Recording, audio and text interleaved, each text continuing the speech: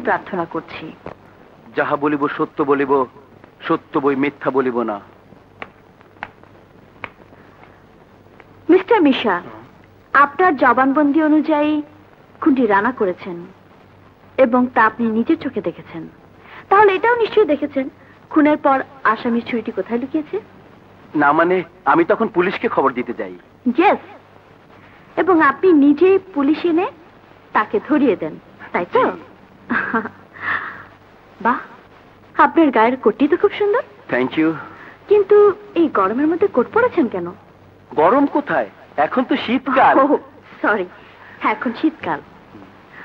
আচ্ছা, যেদিন রবিন খুন হলো সেদিনও কি আপনি এই কোটটি পরেছিলেন? বলুন। না, সেদিন আমার গায়ে গেঞ্জি ছিল। ও, গেঞ্জি ছিল, কিন্তু প্রচন্ড এই শীতের রাতে আপনি শুধুমাত্র একটা গেঞ্জি পরেছিলেন কেন? কেন? আমার তেমন শীত লাগছিল না তাই। বলেন কি? হাড় কাঁপানো শীতের রাতে সবার তো জমে যাবার মতো অবস্থা, আর আপনার তেমন শীতই লাগছিল না। Objection your honour. আমার বিপক্ষ আইনজীবী অপ্রাসঙ্গিক বিষয় তুলে আদালতের মূল্যবান সময় নষ্ট করছেন।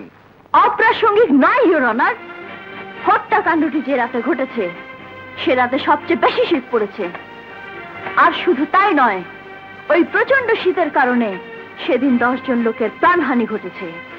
আপনার অবগতির জন্য আবহাওয়া অফিসের সেদিনের তাপমাত্রার রিপোর্ট ও কিছু পত্রিকা পেশ করছি।